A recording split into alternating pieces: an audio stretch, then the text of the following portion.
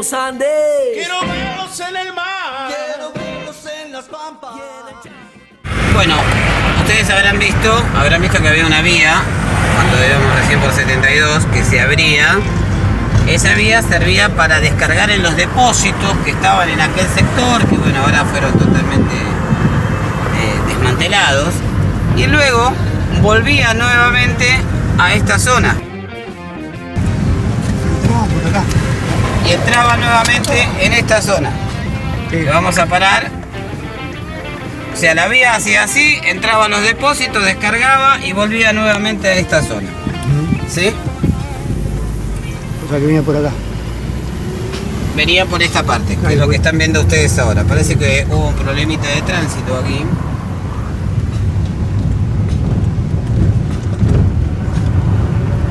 Y se unía a la traza principal.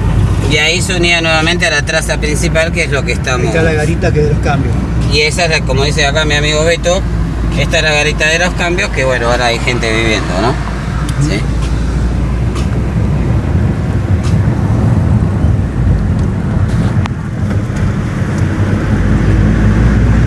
Hay una estación más adelante, también hecha para el tren universitario, que es la que vamos a filmar ahora, muy brevemente.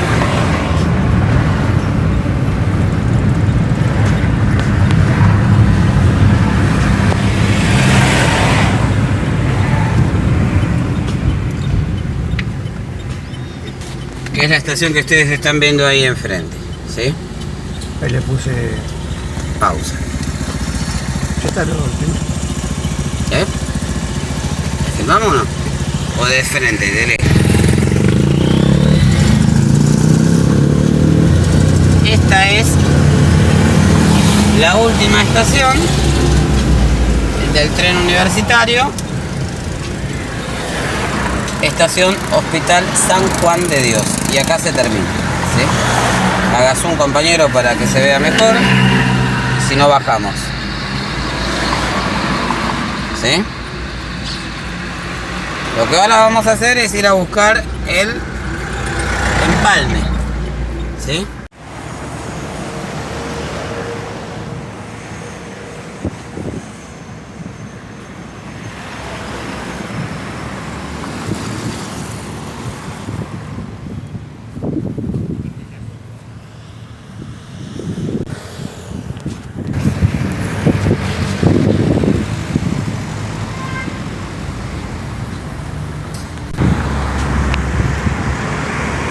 Ahí está grabando. Fue tan maravillosa la obra de los ingleses que incluso vean ustedes, esta vía es la que va a los talleres Gambier. Estamos acá en la estación del Hospital San Juan de Dios. Eso explica por qué quieren seguir extendiendo el tren universitario hasta Gambier. Que sería de gran utilidad para toda la población, y eso implicaría también la posibilidad de sacarle a las empresas mafiosas de colectivo pasajeros, ¿no? Que como bien sabemos, las empresas mafiosas de colectivo se llevan una gran cantidad de dinero, ponen pocos servicios, tienen choferes de colectivos que parecen ser australopithecus, no seres humanos.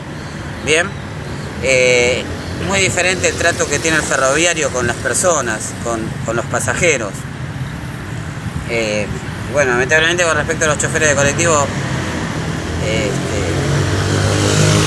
no pasaron por un proceso de educación previo y por eso son tan violentos. Sí, consideramos que el tren universitario necesitaría por lo menos tener 2 formaciones. Claro, el problema es que hay una sola vía, entonces no sería posible. Lo que vamos a hacer ahora es mostrar el otro sector. El otro sector es justamente aquella vía que es la que iba justamente para Elizalde, bueno, y las bifurcaciones que se iban armando o haciendo según el destino.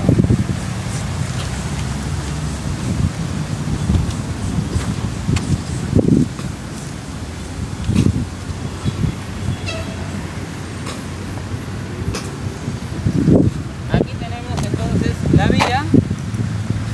que justamente iba hacia Elizalde. ¿Sí? Ya acá se empieza a abrir más adelante, que es lo que vamos a hacer. Vamos a caminar un poquito, cortamos, después volvemos a mostrar.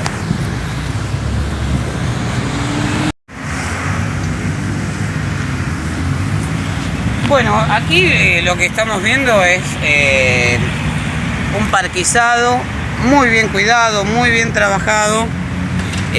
Lugar ideal para venir a correr, a tomar mate, a entrenar. Pero bueno, el problema es que la ciudad de La Plata hoy está teniendo una gran inseguridad y eso también implica cierta peligrosidad en el horario en el que uno esté. Miren, esto es pura casualidad, pero enfrente hay una carnicería. En esa esquina es donde sucedió este hecho trágico de la niña, de la chiquita Kim Gómez, que justamente los ladrones, asesinos, no tienen forma de explicar, y tampoco digo lo que habría que hacer con ellos para evitar problemas judiciales, ¿no? Son los que le robaron el auto a la mamá y fueron arrastrando a la chiquita, aplastándola durante más de 15 o 20 cuadras, ¿sí? Y casualmente dentro de un rato vamos a estar en la estación Rufino de Elizalde, que es justamente cerca de allí donde quedó el auto incrustado contra un poste y con la niñita, como ya saben todos cómo quedó, ¿sí? No es el objetivo de Odisea Ferroviaria andar contando estas cuestiones policiales, pero da la casualidad de que estamos justo en ese mismo lugar en este momento.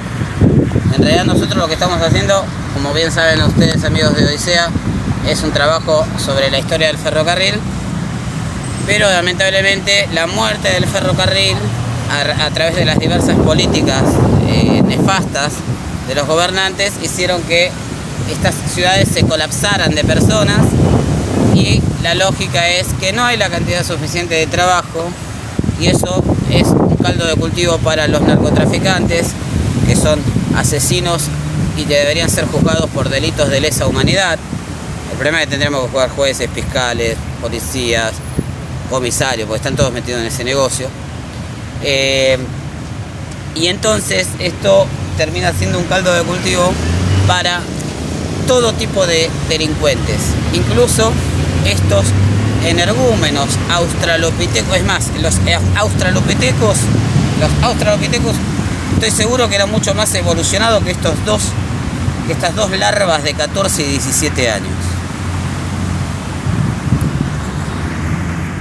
De Odisea Ferroviaria, una vía muerta como la que estamos analizando le da vida a una flor, que en este caso es una planta de cebolla, aunque ustedes no lo crean. Miren dónde creció una planta de cebolla. Bueno, en este tramo en el que estamos se nota claramente la bifurcación de las vías. Hacia el lado derecho estamos viendo la salida hacia Gambier. Ajá. Y hacia el lado izquierdo, hacia donde vamos a ir en este recorrido. En este caso la próxima estación es Elizalde. Fíjense que cada vez está más abierto, más ampliado.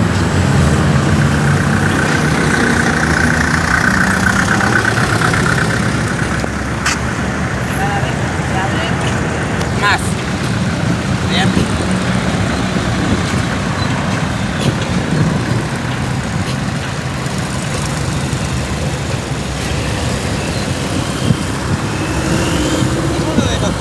Que habíamos hecho de Odisea, que era el capítulo 19 o 20, habrá que chequearlo eso, tenemos tantos videos que ya no nos acordamos.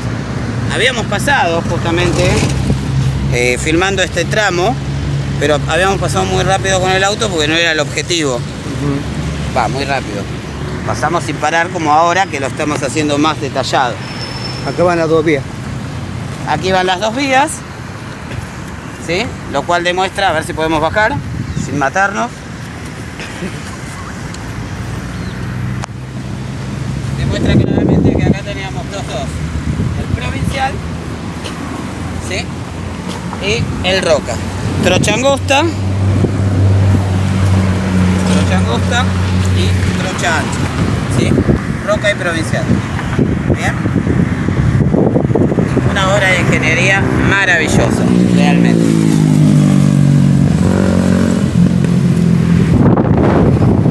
Vean ustedes qué lindo lugar para caminar, para pasear, pero claro, hay que ver también en qué horario uno lo va a hacer. Porque la ciudad de La Plata, reitero, está totalmente tomada por los ladrones y por los narcotraficantes. Y la clase dirigente no está muy interesada en resolver estos problemas, ni desde gobernación, ni desde la intendencia. Bueno, acá lo tenemos, la bifurcación. Aquí lo que estamos observando es la apertura. En un rato vamos a pasar con el auto y mostramos mejor.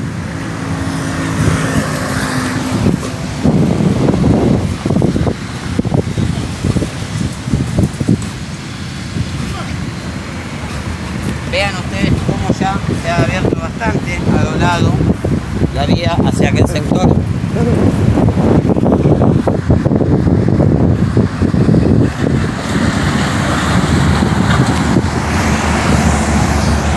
Hacia aquel sector. Tenemos otras flores más.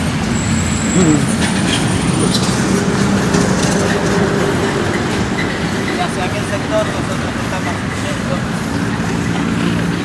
hacia Elizalde. Por acá derecho empezaba la traza hacia Pipinas. Bien. Bueno,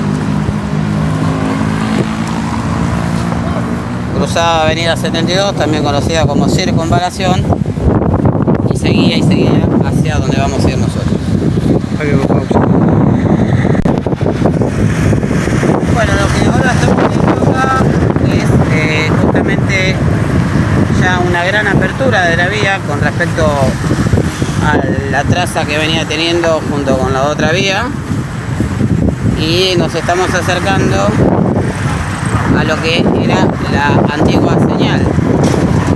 Antiguamente no se usaban semáforos como señales, sino que se usaba una chapa en la parte superior de ese poste, que en este caso es de metal, y si estaba hacia abajo el tren estaba habilitado para pasar, y si estaba hacia arriba el tren debía esperar, detenerse. Nos vamos a acercar hasta aquel sector. Por allí no se puede pasar porque bueno, ya hay gente que ha ocupado las vías.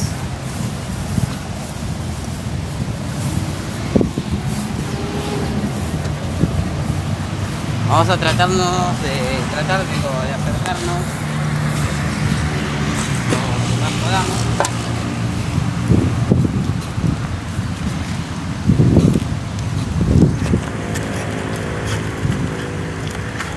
Acá ya tiene una curva bastante pronunciada. Y bueno, llegamos hasta acá, más no vamos a entrar.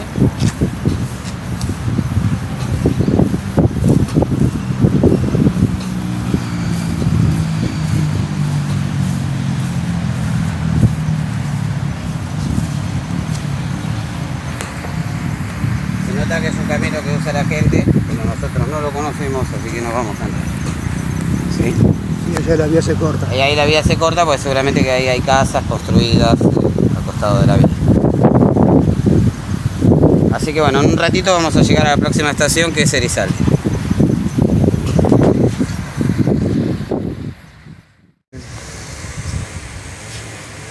Bueno, estamos en la estación Rufino de Elizalde. Sería la segunda estación si tomamos desde La Plata. Viene La Plata, Circunvalación, Rufino de Elizalde. Este era el ramal que iba justamente, bueno, a Pipinas o Magdalena o Atalaya. Iba hacia diversas zonas o Lezama, depende la formación que pasara. Ahora, ¿quién fue Rufino de Elizalde? Muy interesante personaje de la política y de la historia de la Argentina. Bueno, básicamente fue un abogado, un político, también se dedicó un poco al periodismo, en un contexto de lo que fue la posgeneración del 37, allá por el siglo XIX. Rufino de Elizalde era un muchacho que era bastante ecléctico en el pensamiento, bastante ambiguo. En esos momentos se manejaban con cartas nada más, ¿sí? O sea que se carteaba con diversos intelectuales de la época de diversas corrientes de pensamiento, e incluso con los rosistas y con los antirrosistas, lo cual era ya casi como una condena a muerte, porque en ese contexto o eras rosista o eras antirrosista, no podías ser tan ambiguo. Más allá de cartearse con rosistas, su tendencia era más hacia la línea unitaria, ese partido político que defendía los intereses de los terratenientes explotadores, con una mirada europeizante, que bueno, veía al gaucho como algo que debía ser descartado, al indio que había que matarlo. Bueno, tenía más esa tendencia, ¿sí? Por cuestiones de espacio no voy a contar toda la historia de Rufino de Elizalde, pero sí algunos detalles. Luego de la caída de Rosas, la batalla de Caseros ante Urquiza, en el año 1852, lógicamente que empieza lentamente a fortalecerse el poder de Buenos Aires. Y aparece una figura política que va a ser importante para la historia del país. Importante porque maneja los hilos de la política, no decimos importante desde lo positivo o lo negativo, ¿no? Que es Bartolomé Mitre. Y él va a estar, lógicamente, aliado a Bartolomé Mitre, a quien va a apoyar. Mitre va a gobernar en el periodo que va desde 1862 a 1868. Más adelante contaremos un poquito de la historia de Mitre y la Guerra del Paraguay en otros capítulos, ¿no? Y lo designa como ministro de Relaciones Exteriores. Ahora, ¿qué hace este don Rufino de Elizalde? Él es el que va a hacer el Tratado de la Triple Alianza. Como bien sabemos, la Guerra de la Triple Alianza fue la guerra cobarde entre Argentina, Brasil y Uruguay contra Paraguay, ¿sí? 3-1. Devastaron Paraguay en casi 6 años. El Tratado de la Triple Alianza que redacta Rufino de Elizalde decía que en realidad la guerra no era contra el pueblo del Paraguay, sino contra el presidente, Solano López. Bueno, pero definitivamente aniquilaron a toda la población paraguaya. Pero después había una letra chiquitita en el tratado que decía que una vez finalizada la guerra, la mitad de Paraguay le iba a quedar a la Argentina y la otra mitad le iba a quedar a Brasil. Entonces, ¿cómo es la cosa? No estamos en contra del pueblo paraguayo, pero estamos robando las tierras. ¿Bien? Finalizada la presidencia de Mitre en 1868, asume Domingo Faustino Sarmiento para el periodo 1868 a 1874. Él ahí se retira a la vida civil, como hace Mitre también. Mitre lo hace temporariamente y se dedica a hacer críticas a la línea opositora, entre ellos, lógicamente, Avellaneda. Cuando son las elecciones para 1874 en adelante, nuevamente Mitre aparece en escena, opositor a Avellaneda. Bueno, Avellaneda gana, Mitre lo acusa de que le había robado los votos, que en ese momento era muy común porque existía el fraude electoral. Se hace ahí una revolución, la famosa revolución mitrista. Bueno, definitivamente Avellaneda queda en el gobierno, pero va a ser un gobierno bastante complicado el de Avellaneda en el plano político. ¿Por qué? Porque los mitristas tenían mucho peso. Es así que en el año 1877, Avellaneda, viendo que la presión del mitrismo era muy fuerte, decide hacer una alianza, muy típica de estos tiempos, ¿no? Y la alianza consiste en incorporar a una gran cantidad de mitristas al gobierno de Avellaneda. ¿Y quién aparece en escena nuevamente? Rufino de Elizalde, que era mitrista. ¿Cuál va a ser el cargo de Rufino de Elizalde durante el gobierno de Nicolás Avellaneda? El mismo que había tenido con Mitre, ministro de Relaciones Exteriores. Ya Eso va a ser en 1877, o sea, va a estar 1 año y medio en el cargo, hasta que después se lo designa como presidente del Ferrocarril Oeste. Recordemos que el Ferrocarril Oeste en ese momento pasaba por acá. Todavía no se le había entregado el Ferrocarril del Sur. ¿Bien? Por lo tanto, al ser nombrado presidente del Ferrocarril Oeste, o Ferrocarril del Oeste, se decide poner el nombre de la estación por donde pasaba las formaciones del Ferrocarril del Oeste, justamente el nombre de él, Rufino de Elizalde. Muere a los 64 años, muy jovencito. Habían 2 días. Bueno, y esa es la vieja estación. Que bueno, en este momento hay gente viviendo, así que no se puede utilizar. Y ya que hablábamos de King hoy, bueno, King entrenaba en este lugar también. Así que bueno, un abrazo a la familia de Odisea Ferroviaria. Este predio es un predio donde, bueno, muchos chiquitos del barrio vienen a hacer deporte, y es justamente parte de lo que muchos dicen que está el Club Chacarita Platense acompañando todo este trabajo.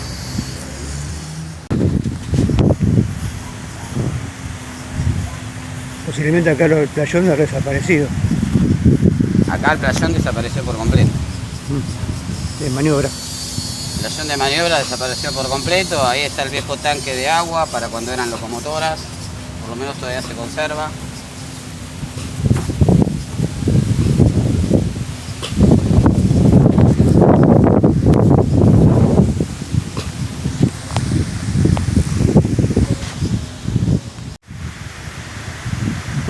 Bueno, antes que nada, agradecimiento a Federico que justamente nos permitió el ingreso al predio y poder hacer justamente la explicación, la filmación y quién fue Rufino de Elizalde. Pero de paso, también, si querés contarnos un poquito de qué se trata, Club Real Infantil. Sí, es un club de barrio que cumplimos 6 años, cumplimos hoy. Hoy fue 6 años. ¿Y se va a hacer alguna fiesta o algo? Creo que iban a traer los padres, viste, lo de las categorías, iban a traer unas tortas y algo para tomar y cantar el cumpleaños del club. Bueno, bien. Está todo el sacrificio del presidente, toda la comisión. ¿El presidente quién es? Javier, le decimos Tatu. Tatu. Así que, nada. Bueno, entonces también un abrazo para Tatu. ¿Y vos Dale. con quién hablaste recién? Así que, ¿el apellido de Javier? No lo sabemos, no importa, pero Tatu, también, muchas gracias de parte de Odisea Ferroviaria y bueno, a seguir en la lucha y felicitaciones porque si bien yo no soy de este barrio, tengo una casa cerca y sé todo el laburo que viene haciendo este club. Con el Chacarita Platense también tiene conexión, ¿no? Y somos todos, somos Flete, Chacarita, nosotros acá, Real Infantil y está Elizalde del otro lado. Somos una familia. Claro, Yo entrenaba en el Chacarita sí, Platense. de acá al lado. Bueno, entrenaba, ahora ya no. A ver. Así que bueno, Listo. muchas gracias. No, gracias.